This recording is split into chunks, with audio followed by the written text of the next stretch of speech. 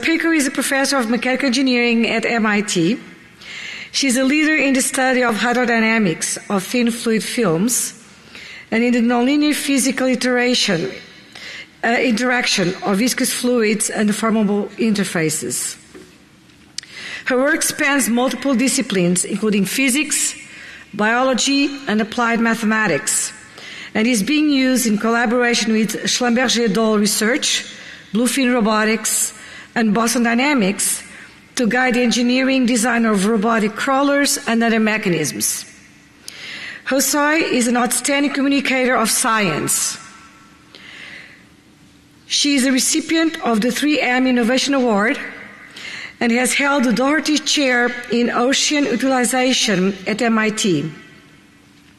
She's a fellow of the Radcliffe Institute of Advanced Study and was recently nominated to become a fellow of the American Physical Society. And the title of her lecture is Razor Clams to Robots, the Mathematics Behind Biologically Inspired Design.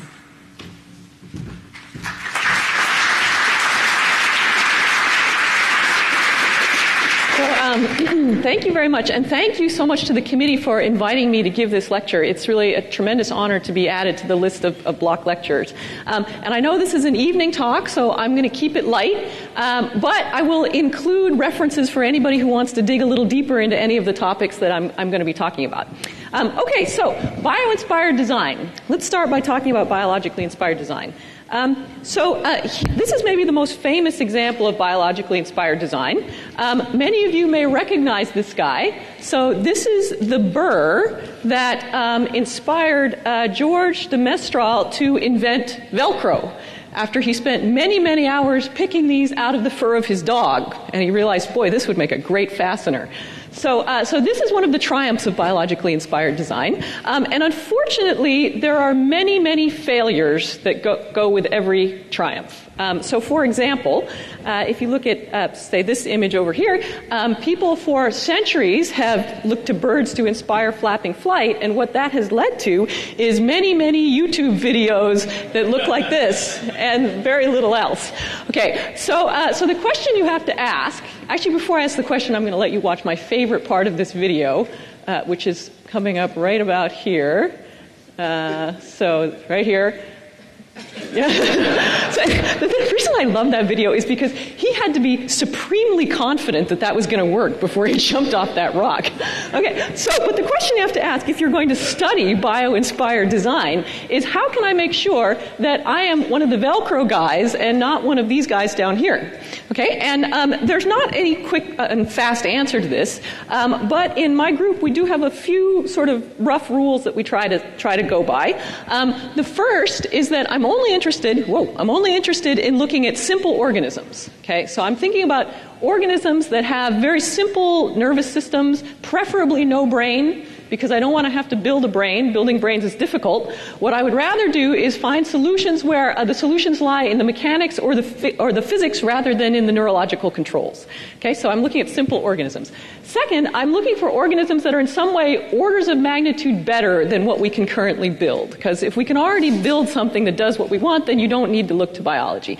And orders of magnitude, I want you to interpret this in a very broad sense. So it could be orders of magnitude more efficient, or it could be something where it performs equally well with what we have now, but the manufacturing process is cheaper or cleaner or more effective in some way, right? So this is a very broad statement that I have here. And then the most important thing, I think, to remember is that the goal in these studies is not to just copy biology. It's instead to understand the physics, the mechanics, and the dynamics behind the biological solutions and then use that to enhance engineering design and develop new technologies. Okay. So behind all of this, there's a big assumption I'm making, which is that there are biological systems that are worth emulating. Okay, not at all obvious. And the reason we think that might be true is because biology has evolved for millions of years. Many systems may have evolved optimal ways to perform certain tasks. Okay, as engineers or as scientists, it can be instructive to look at the biological solutions as we design new technologies. Okay, now that statement that I just made, that biology has evolved optimal ways to do things, is actually fairly controversial, and I've had many biologists fight me on that statement. Okay, but there are also biologists who believe it, and one of them is William Sutherland, who wrote this essay in Nature called "The Best Solution." Okay, and what he says in this essay is there are increasing calls for biology to be predictive. Optimization is the only approach biology has for making predictions from first principles. The wider adoptions of these ideas right across biology should reap ample awards. Okay. Now this is fighting words to a biologist, but especially the use of the word only in here. I now have no pointer. The use of the word only, and I'm not going to resolve that in this talk. I invite you to debate that at the reception after this and see if you can think of other ways that biology can be predictive besides optimization. And instead, for the purposes of this talk, I'm going to assume that optimization is important, and optimization is going to play a key role in everything that I talk about from here on out. Okay, so let's talk about optimization. Okay, so when I was writing this talk, I did what any good scientist would do, which is that I Googled optimization. And when you Google optimization, the first hit you get is the Merriam-Webster definition, which is actually quite good. So the definition is an act, process, or methodology of making something as a design, system, or decision as fully perfect, functional, or effective as possible. Specifically, the mathematical procedures as finding the maximum of a function involved in this. Okay? And this has played such a key role in mathematics that there have been many, many, many people over the years that have studied this problem. And in some cases, it can be very easy. So, if you have a function that looks like this, it's very easy to find the minima and the maximum. See? There they are, right? But if you have a function that looks like this, it can be much more complicated, right? And unfortunately, biology is very complicated. And so if you're looking at biological systems, you are very likely to get something that looks like this guy on the right versus this guy over here. Okay? So let me just go back and tell you a little bit about who has thought about these problems. So optimization, you can go back as far as actually Fermat, who thought about how do you find maxima and minima of these nice functions. So he was thinking about sort of more that easier case that I showed you in the previous slide. And you might say, okay, that's fine. Anyone in their first semester calculus class can find maxima and minima of these kinds of functions. But the thing that I find remarkable about this is that he published this in 1638, which some of you may know is 50 years before calculus was invented. So I think that's pretty good. So Fermat was one of the first people who thought about this problem. The next person on this list is, of course, Newton. And interestingly enough, Newton also did not use calculus to solve this problem. So Newton, of all people, used an iterative method to find maximum and minima. So he had that function, and he marched along it until he found a minimum or a maximum. And so this was the precursor to what we know today as Newton's method. He actually did a special case where he just looked at polynomials. Okay, and then we go forward, and we get to Lagrange, who did Euler-Lagrange. We get to Gauss, who did iterative methods. And if you get to sort of the more modern times, we get to von Neumann. Okay, and I will pause for a minute here so that you can admire this list of people, which are absolutely the heavy hitters in mathematics. Right? I mean, it would be very difficult to come up with a name, historically speaking, that is sort of more of a giant in mathematics than those five guys. Okay, and notice that I've left a spot here.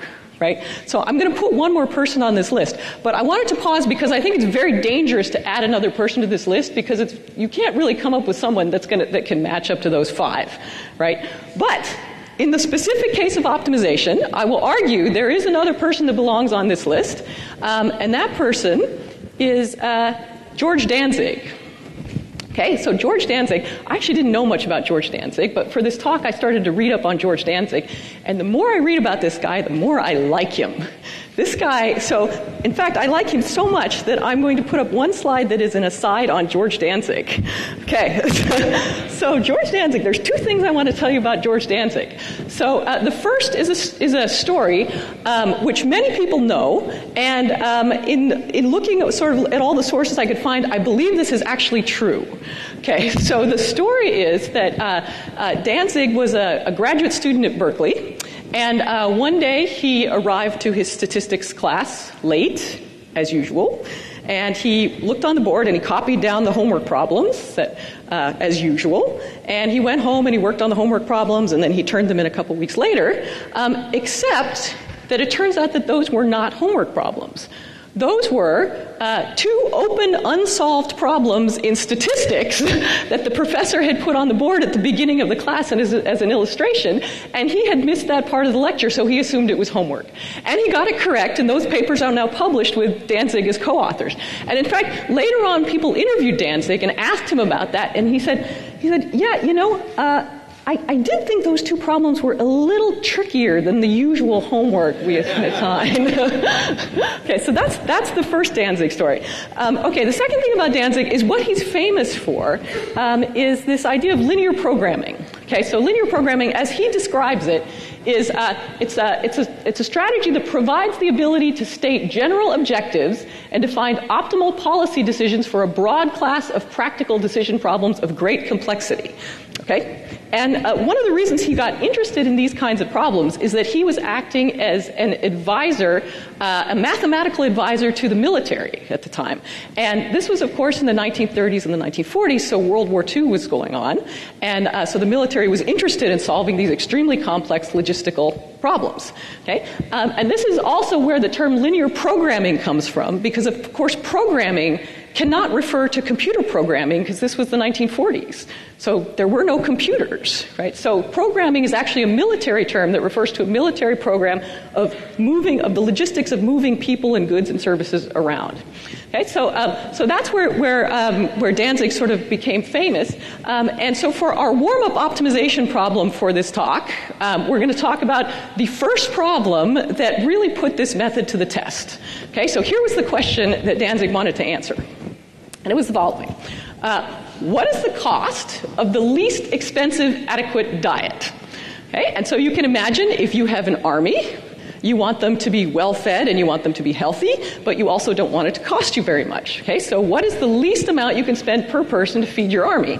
Okay, so now I'm going to let you think about what the answer is while I tell you more about this problem. Okay, and the answer I'm looking for, I want the cost per person per year in $1945.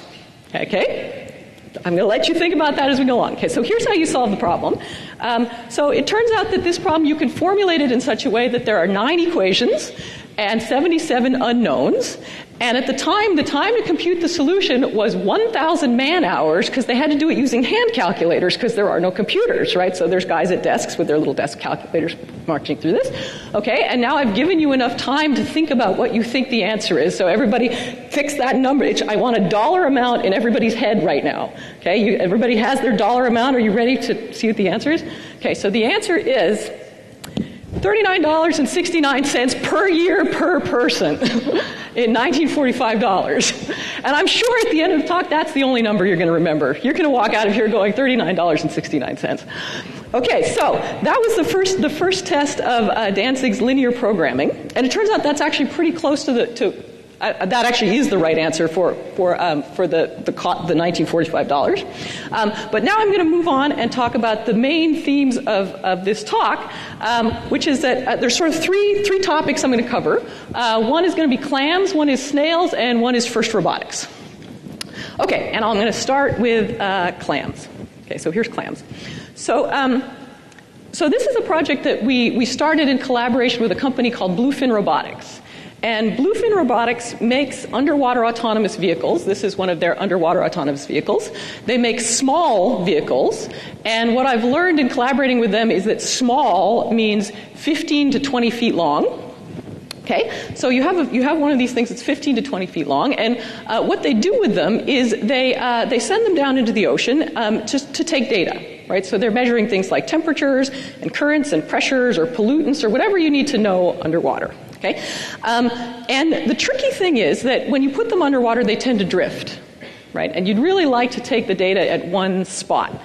So one thing you can do is you can have them do something called station keeping, where there's an algorithm where they keep circling around to come back to the spot that they want to sit at. But this is very expensive both computationally and energetically, right? Because you don't want this thing to have to continually swim around. So what they wanted was an anchor.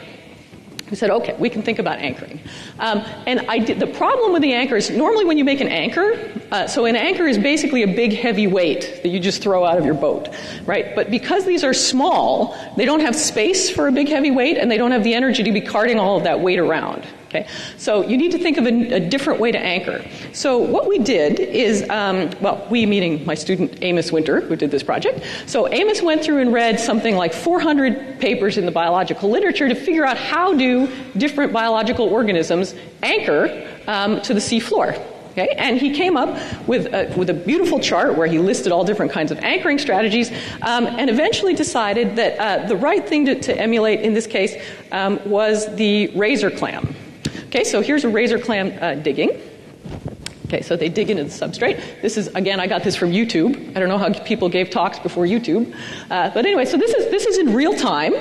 These clams, they're about this big. Okay, and this is their defense mechanism. So if you startle them, then they dig. And they're actually quite hard to catch, right? Because they can feel the vibrations as you sneak up on them, and then they go down, and then you have to dig faster than they can.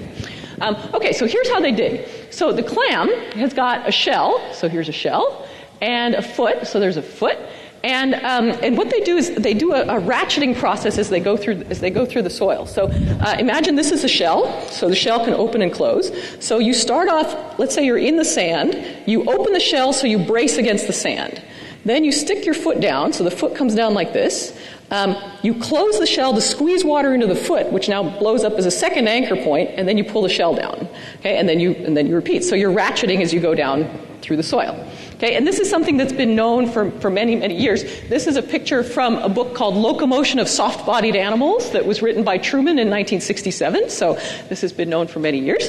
And in fact, they can dig in many habitats. So this is one of the habitats they can dig in. This is one of our undergrads who worked on the project, Mario Bellini. I'm told it took 30 minutes to dig him out of that.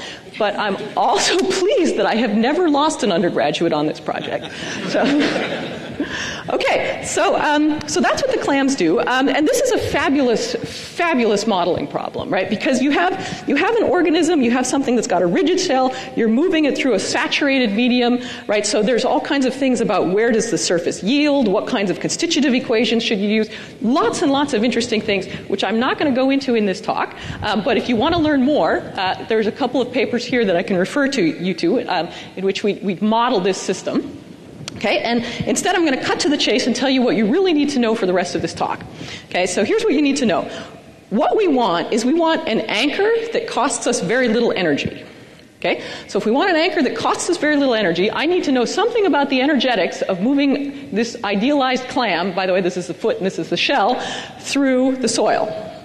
Okay, and if you do a back-of-the-envelope calculation, what you find is that there's two possible cases. Okay, the first case is that you're moving your clam through a packed granular system. So a packed granular system is basically, if you walk on the beach, that's a packed granular system. Okay, and if you try to move through a packed granular system, your energy scales like your depth squared. So the further you go down, the harder it is to dig. Okay, if you move through a fluidized system, so a fluidized system is something like quicksand. So if you step in quicksand, the energy required to dig scales linearly with depths. Okay? So now, the nice thing about this is that I now have a signature that I can look for in clams, right? So if this thing is moving through a packed bed, if it's just barging through whatever it's got in the sand, I'm going to get energy that looks like this. If it's doing some trick to fluidize, I'm going to get energy that looks like this. Okay, so we can do that. We can measure that in clams. Well, we can't measure that in clams. In fact, actually, I should say this. So one of the things I've learned doing these bio-inspired studies is that biologists have measured everything. It's incredible what these guys have measured. If you can put it on a treadmill, they have put it on a treadmill and measured oxygen consumption. They have done cockroaches and ostriches and kangaroos. I mean, whatever you can do, they have put it on a treadmill and measured oxygen consumption. Now, the problem is you cannot put a clam on a treadmill. Well, I mean, you can put a clam on a treadmill, but it doesn't do anything, right? Okay, so the question is, how do you measure the energy consumption that the clam has? And it turns out they have measured everything you need to solve this problem. Okay, and what you need to solve this problem, you need to know how much force a clam's muscle can exert. Check, they've measured that. You need to know how much energy they can store in the hinge of the shell. Check, they've measured that. You need to know how much pressure goes into the foot when they blow up the foot. Check, they've measured that. All of those pieces have been measured. So you can, in fact, measure how much energy a clam consumes when it digs. So that's what the real clam does. You can also measure how much energy it takes to push a clamshell through a packed bed, because you just take a clamshell and you glue it on a stick and you push it into the sand and you measure how much force you need. Okay, so we did that. In fact, so actually I should say my graduate student Amos Winter did that. He called that his clamsicle, with the clam still on the stick. Okay, so here's the data. Okay, so here's the clamsicle data, where you just see, that's the clamsicle. You take the clamshell and you push it into a packed bed. And this, it's cut off a little bit. This is log of energy on this side, and this is log of depth along here. Okay, so remember the two signatures that we were looking for. We were looking for something that was linear with depth if it was fluidized, and something that was quadratic with depth if it was packed. Right. So, and it's beautiful. It's exactly what you expect. Here's the packed data, so this has got a slope of 2, so that's depth squared. This got a slope of 1, so that's fluidized. Okay, so now the great thing is that we now know what we need to do to build the robot. Okay, and here's what we need to do to build the robot. So if you're going to dig to any depth, you always win if you locally fluidize whatever's going on around your foot. Okay? So what that means is it costs you a little extra energy to fluidize, right? So the clam has to somehow wiggle its shell around to sort of locally loosen up the sand. But that extra energy that you put in is far outweighed by the saving that you get in dragging that shell through the sand. Okay? So if you're going to build a digger that's going to be energetically efficient, what you want is a digger, some kind of engineered device, that is going to wiggle around in such a way such that you loosen up the sand around you so that the sand around you is quicksand rather than packed sand. And then you drag whatever you need to drag through that quicksand. Okay, so that's what we did. So there's RoboClam. This is RoboClam over here. This is a real clam over here. So RoboClam opens and closes and moves up and down. Now RoboClam, so you see there's no drivers and there's no motors on this. So this is what RoboClam looks like when it's actually going. Okay, so what I just showed you, this is the little thingy that I just showed you, which is the size of the clam, and this is the big thing that actually drives it. So my student who built this decided to drive it with compressed air. And the reason he decided to use compressed air is because he wanted to test it in the real clam habitat, and so he didn't want to be carrying around big voltage machines when he's wading around in salt water. So he thought, okay, compressed air is the way to go. So you do compressed air. And now we are almost at the optimization question. Okay, so here's the issue. So when the clam digs, it does some magic to make that little pocket of fluidized sand around it. Okay, so we have to do whatever is the equivalent magic to make some pocket of fluidized sand around this. And we can't just imitate whatever the real clam does, because the geometry is not exactly the same, the materials aren't exactly the same, the inertia in this system isn't exactly the same, but there should be some kinematics, some way I can activate this to make that little pocket of quicksand. Okay, so here's how you actually activate the thing. Remember, this is the sequence that I want to emulate. This came out of that Truman book, where I want to open and close the shell and do this kind of ratcheting motion in whatever seems sensible. And the way you control it with all of this stuff over here is you just control the air pressures, right? Because this thing is being driven by air pressure. Okay, so for example, in the upstroke, if I want it to pull up a little bit, I give it this much pressure for this long. Then I close it, that's the in stroke, so things go in. So I give it this much pressure for this long, same thing. Okay, so basically I need these 8 numbers that turns my clam into a great digger. Okay, so 8 numbers tells me everything I need to know. I need to know how long to do each of these things, and I need to know how tall each of those things are. Okay, so here's the optimization question. The optimization question is, what is the optimal valving sequence that minimizes the energy required for this thing to dig? Okay? Now, it turns out that this is a nightmare problem. And the reason this problem is such a nightmare is that we don't have a good model. We have a reasonably good model, but it cannot make quantitative predictions about what this thing is going to do. We can sort of make qualitative predictions about what it's going to do. And even though it's so approximate that we can't make quantitative predictions, it's incredibly computationally expensive because you're moving through these very strange media, right? So you have to solve a lot of very complicated equations to figure out how this thing goes through the sand. Okay, so it's sort of hopeless to actually try to do this with a model. Okay, so we don't have a model. But we have a robot. So what can we do with the robot? So we decided to do the following. So imagine the following. Let's just choose some kinematics, right? So this was that little sequence that I showed you before. So you choose some up, down, in, and out times, choose the pressures that are being activated over here, let the robot dig, measure the energy consumption, okay, and then put this whole thing in a big optimizing loop. Okay, so basically, I have a black box. So here's my black box. Normally what goes in that black box is a model, but what we have in this black box is a robot. And it doesn't matter what's in that black box. It's a black box, right? So what you send in is you choose some kinematics, you let the thing dig, what comes out is energy, and then you put whatever your favorite optimizer is around that. Okay, so we decided to try this, and this in itself is very tricky, right? Because optimization is not easy. This is a finicky system. There's a lot of parameters going on in here. There's you have to interface now the computer code with the robot. So I talked with my graduate student about this. Say, okay, what's your plan to make this work? And he said, I have a great idea. I said, great. What are you going to do? And he said, I'm going to hire an undergraduate to do it. And I said, you are nuts. There is no way an undergraduate can do this. Okay, but my student Amos, who does this, he does not understand the word no. He has never understood the word no. So I said, okay, I will bargain with you. I said, I'll tell you what, just so we don't frustrate our best undergraduates, I'll tell you what, let someone work on it for 2 weeks. If they make any progress, then I'll let you keep going, and otherwise we're going to have to think of another strategy. I said, okay, fine. So we got an undergrad to work on this, Robin Dietz. So Robin worked on this for 2 weeks, and in 2 weeks, he had the whole thing working. This blew my mind, okay, because, first of all, he doesn't know anything about optimization, so he must have taken, days 1 and 2 to read up on everything about optimization, and then pick what kind of strategy he was going to use, and then code it up, and then make the data acquisition for I don't know how he did this, but in 2 weeks he had this thing working. So here's what he decided to do. Okay, so he said, okay, we're going to use a genetic algorithm to make this work, and here's how a genetic algorithm works.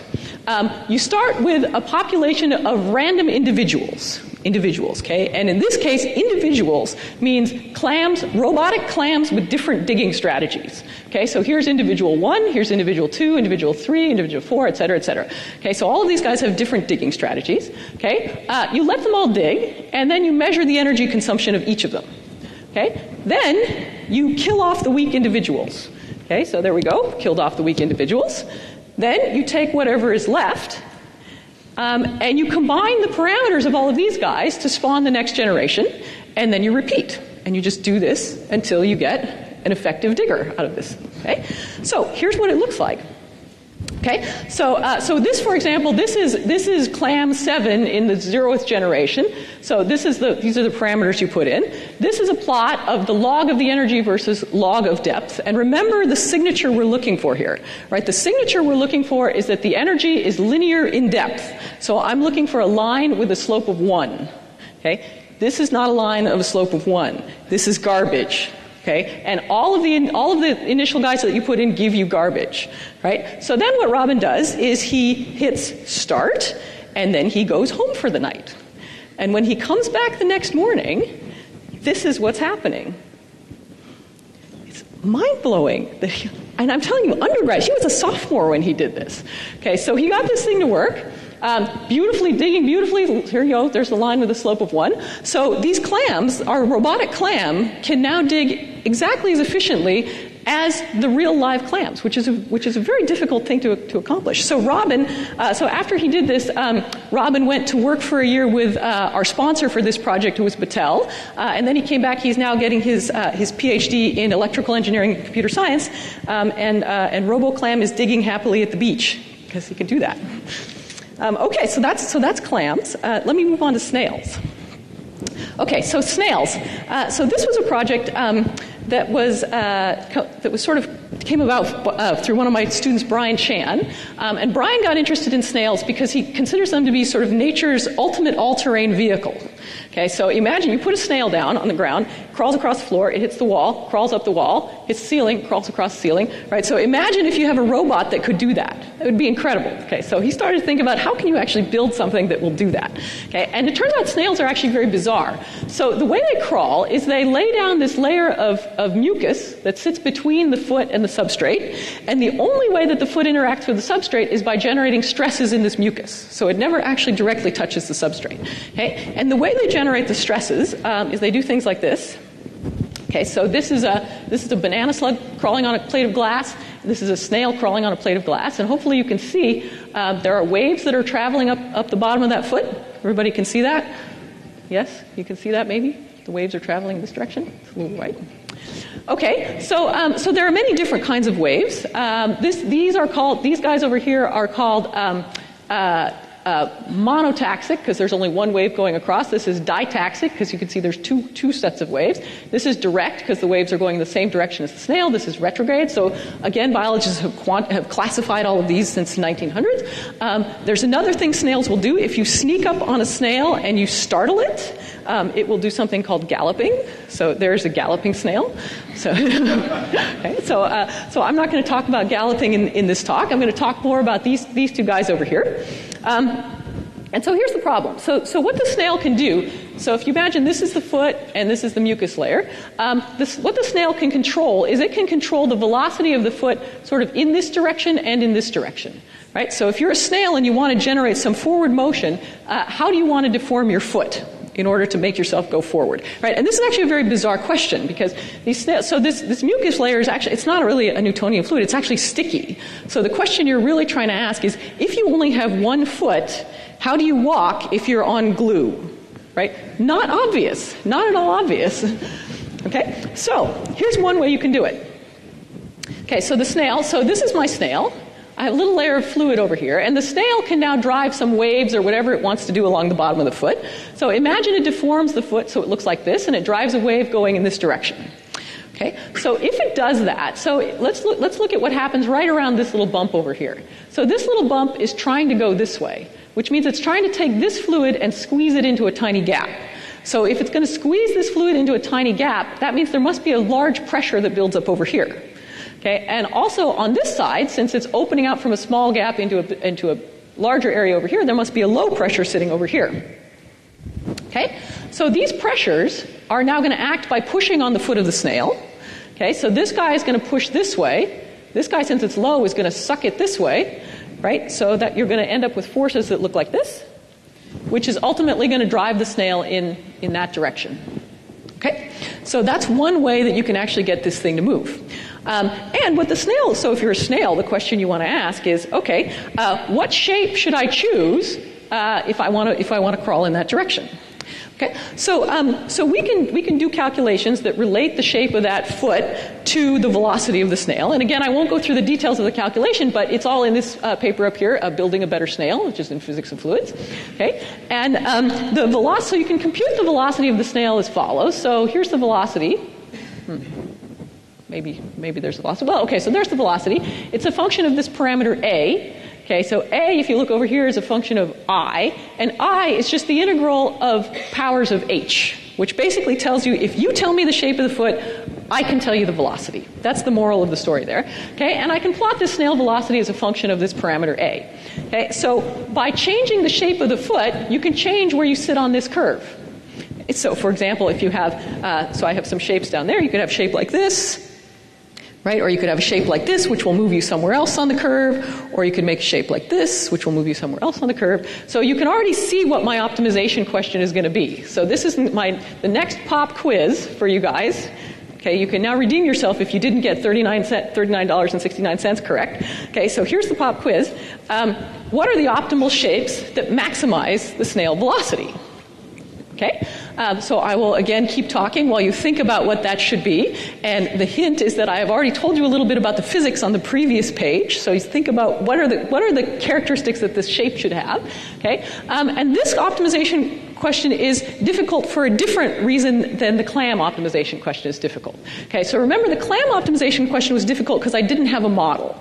In this case, I have a beautiful model. It's a model that reproduces the physics very well. It's a model that is actually simple to solve because you can take advantage of this thin geometry. So you can solve everything about this problem. The reason this is tricky is because you are not solving for a single parameter or for a finite set of parameters. What you're solving for is a shape. Right? And so solving for a shape is always going to be harder than solving for a set of parameters. Okay? Fortunately, there's a way to do it. It's called the Euler-Lagrange equations, and we've done it that way. But I'm not going to go through that details. If you want something on Euler-Lagrange, here's the reference for that. But what we did the first time, because it didn't occur to us to use Euler-Lagrange, is we just tried a bunch of shapes and saw what happened. Okay, so if you try a bunch of shapes and see which one is the fastest shape, okay, everybody has in their mind what you think the fastest shape looks like. Okay, so here's what the fastest shape looks like. Looks something like this. So it's this guy up here. So ignore I can't hear. There's this guy right up here. So that's the fastest shape. Okay, and I can tell you what, and in hindsight, it is obvious that should be the fastest shape, right? And here's why it has to be the fastest shape. So let's think about what is pushing this thing forward.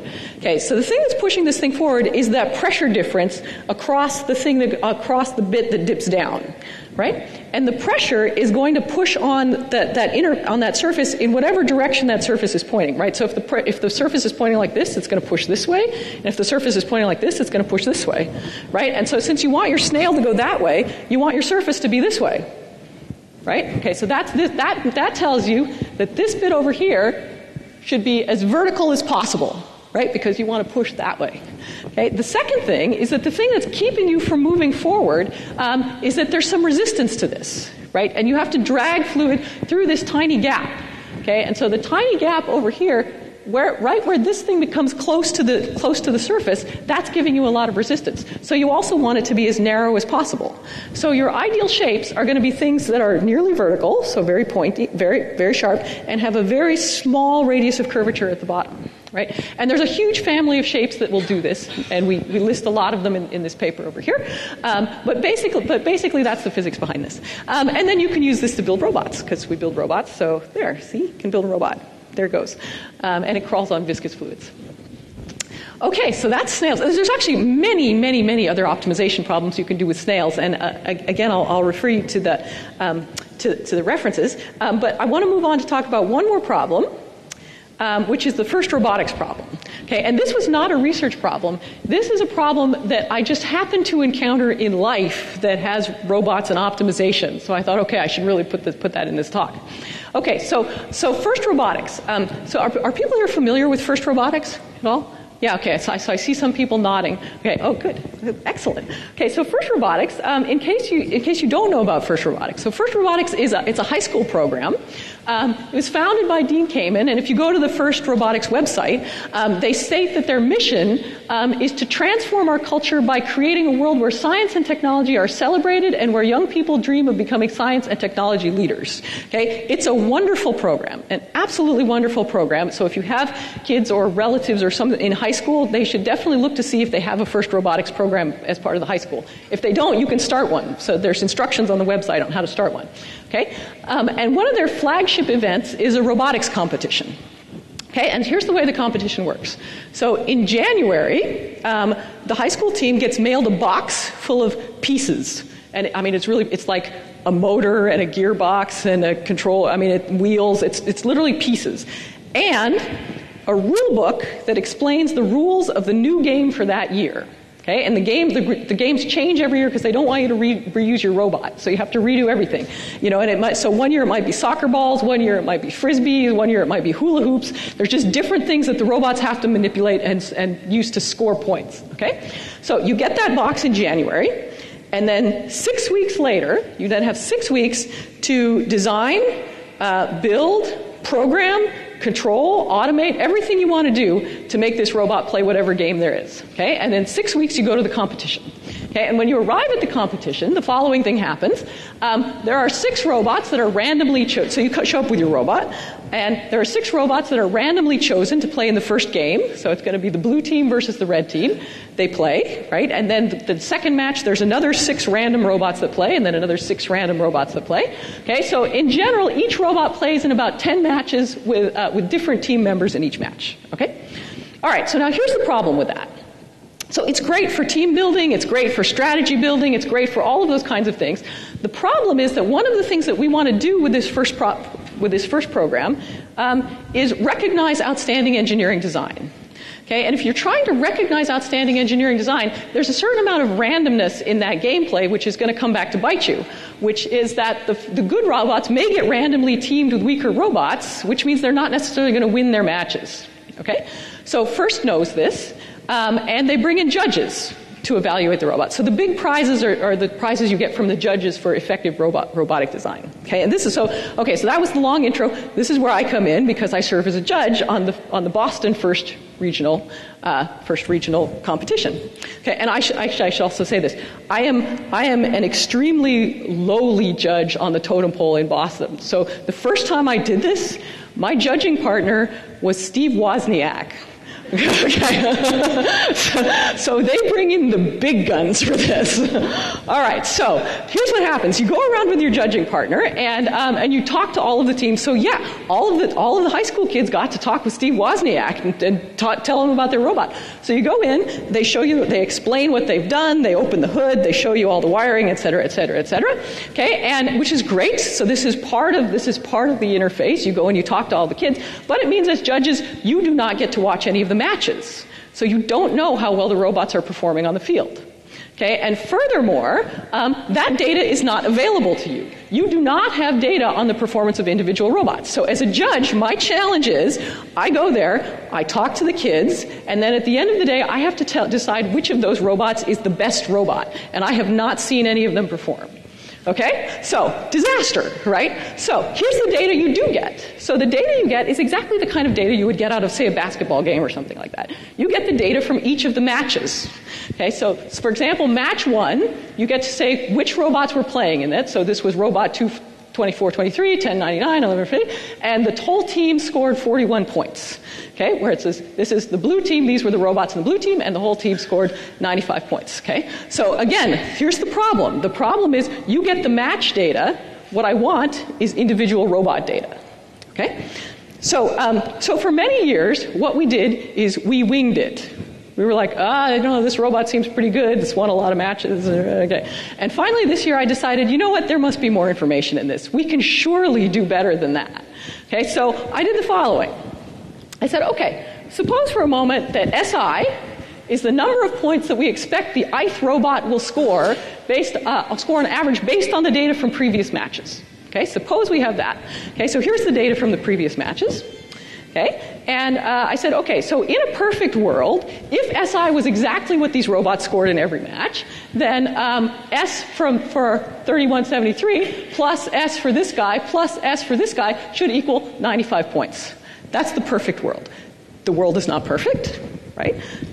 And in reality, since the world is not perfect, what actually happens is S of this guy plus S of this guy plus S of this guy minus 95 ideally would be equal to 0, but in reality is equal to some error, okay, in every match.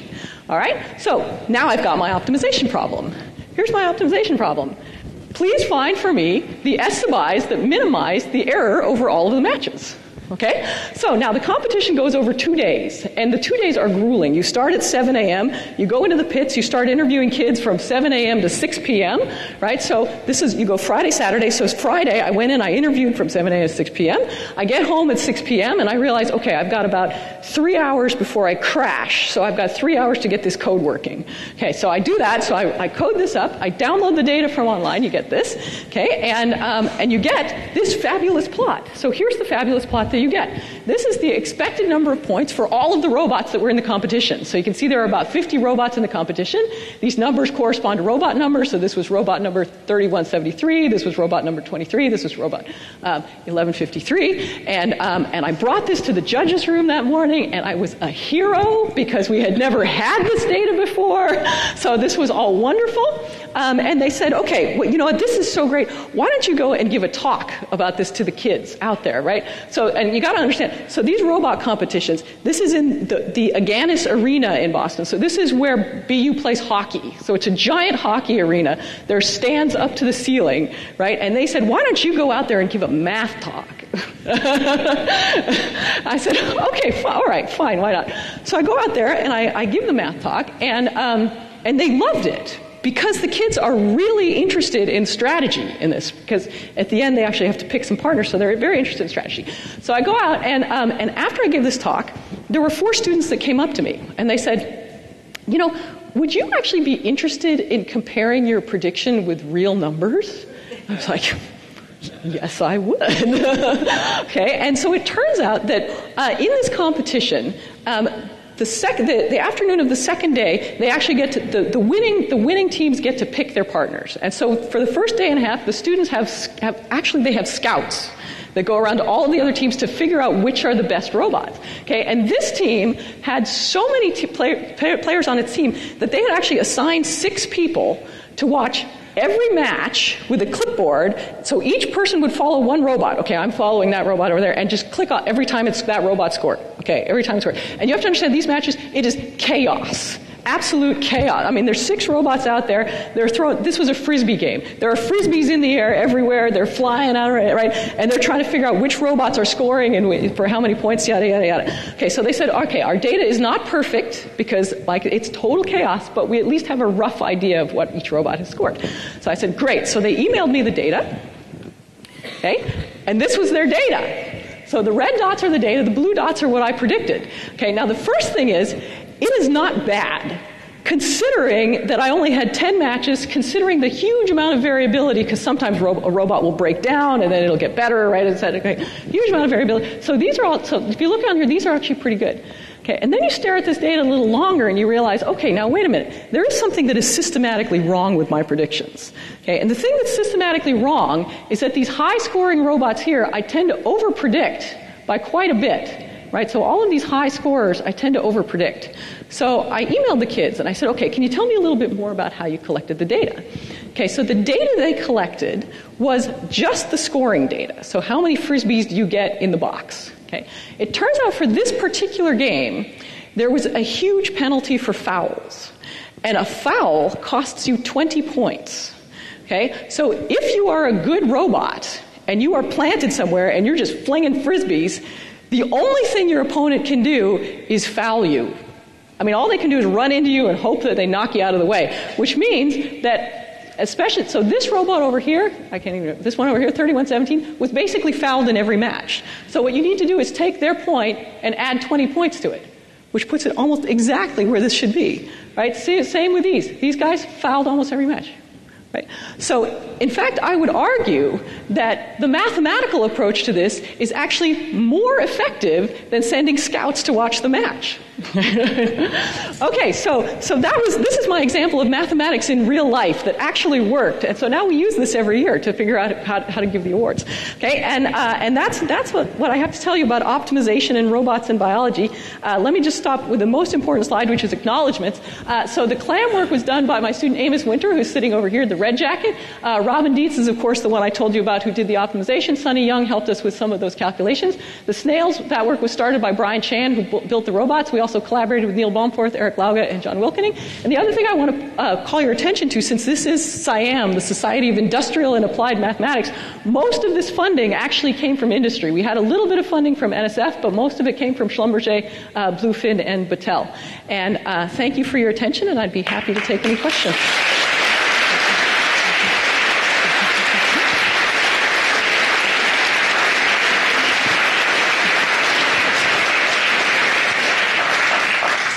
Thank you, Pekka, for a very inspiring and entertaining talk.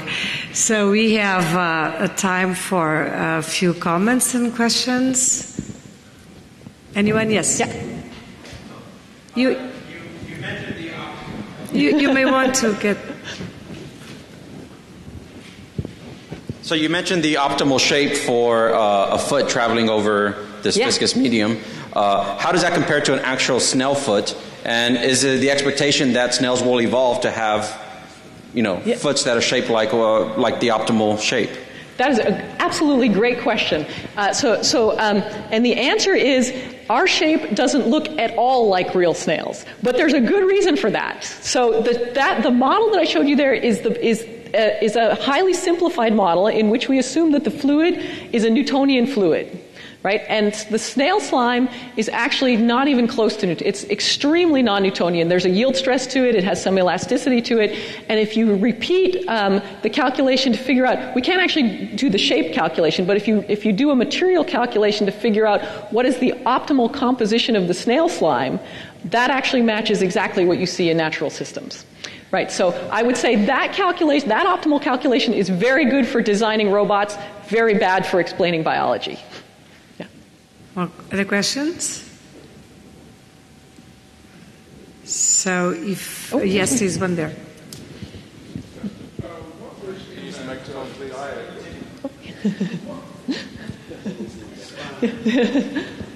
What was in the diet that George Dantzig designed for $39 a year?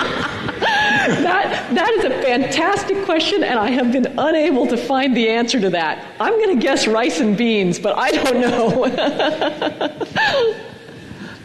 Okay, so as you know, we have now a reception, and you are all invited to join us. So let's thank Pico again for very wonderful.